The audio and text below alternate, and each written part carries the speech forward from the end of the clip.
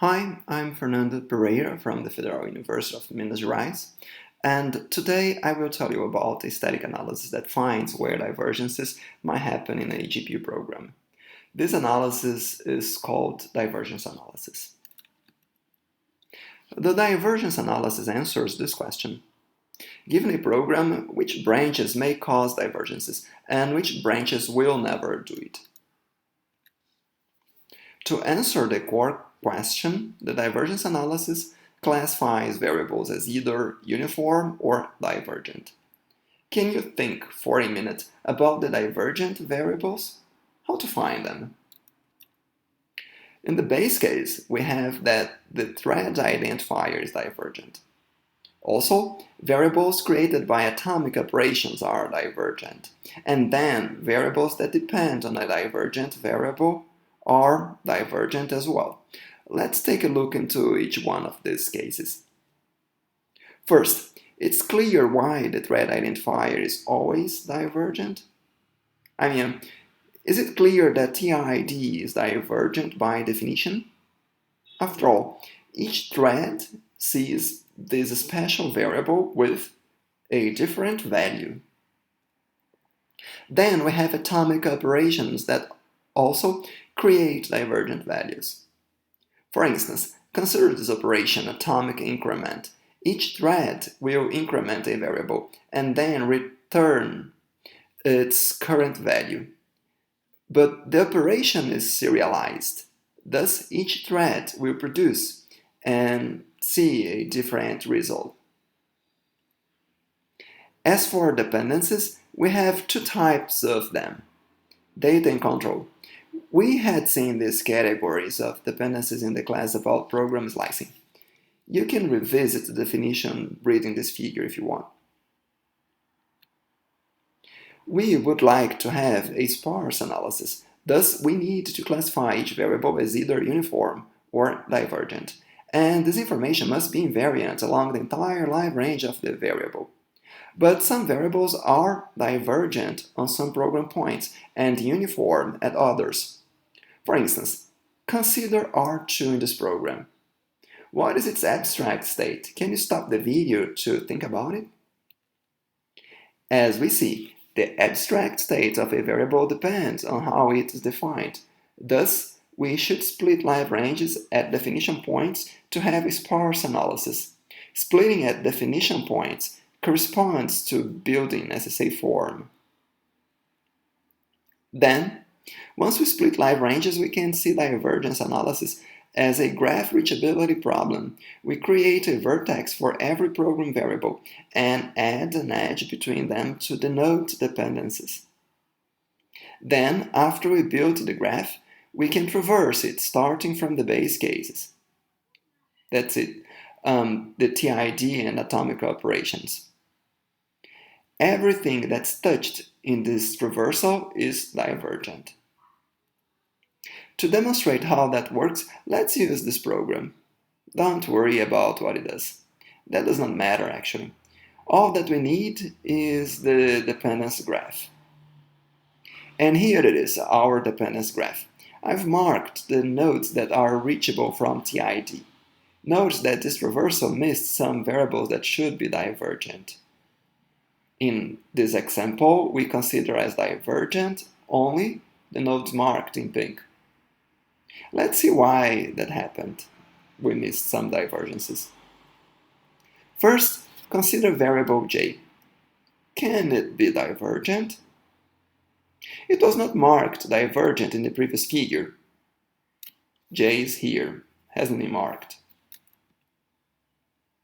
So stop the program and think about it. Did you think about it? Well, j can be divergent. Notice that j is incremented within the loop, so its value depends on how many times each thread iterates the loop. Let's look at the loop condition. It depends on variable I, which in turn depends on the TID. Check the definition of I0 at B0, right here. So the loop is divergent, and so is j. What about variable x? Is it divergent? Think about it. The value of x depends on the outcome of a phi function, and this outcome depends on the conditional at the end of basic block 5. This conditional depends on j, which we have already seen that's divergent. Therefore, x is divergent. Now the trickiest question. Is P1 divergent? Or, in other words, is the branch controlled by P1 divergent? Would you like to think about this question? Did you have time to think? Let's see. P1 depends on T0. I'm talking about the instruction right here. T0 depends on J1. That depends on J. And J is divergent. So is P1 divergent? The answer is no, P1 is not divergent. But it depends on a divergent variable. Well, the thing is that J is divergent just outside the loop. Outside the loop. Inside the loop, J is pretty much uniform because all the threads that are active sit with the same value. To understand what's going on, we need to remember that we have control dependencies. In this figure on the right, x is control dependent on P2, so if P2 is divergent, so will be x. We had already seen how to find control dependencies when we saw program slicing. Just to remind you, the variables defined within the influence region of a branch are control dependent on that predicate of the branch. If you remember, the influence region goes from the branch until its post-dominator. Do you remember what is post-dominance? If you don't, no worries. This slide brings about the definition. You can read it if you want to stop the video. So what's the influence region of, for instance, P2? The blocks in yellow, here they are. They go from the branch at B5 to the post-dominator of that branch, which is B8. And what's the influence region of P1? This region is formed by the blocks painted in cyan. And what's the influence region of P0? That's a bit trickier. Perhaps you would like to think about it stopping the video?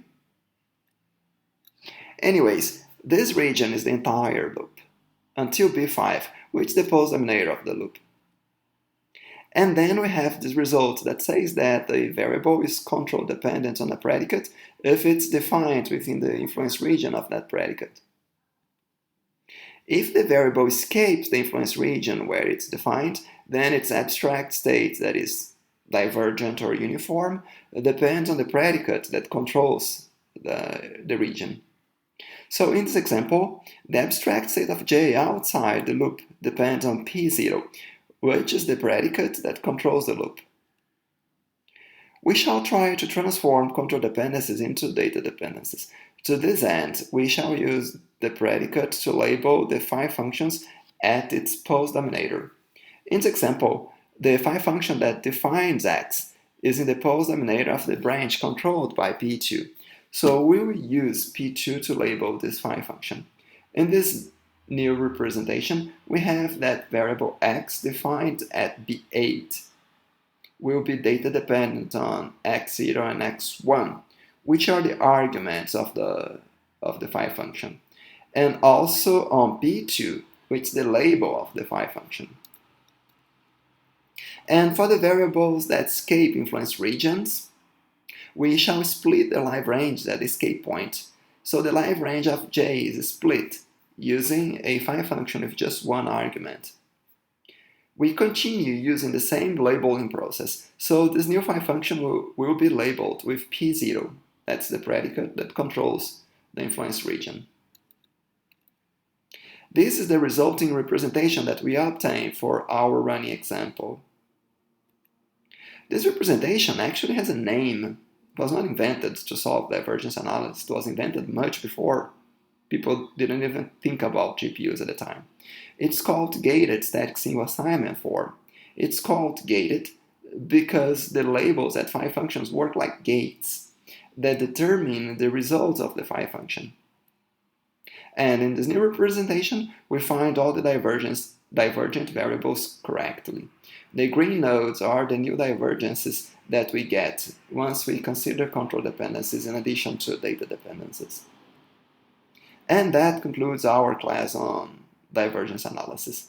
In the next class, I shall mention a few optimizations that are enabled by divergence analysis.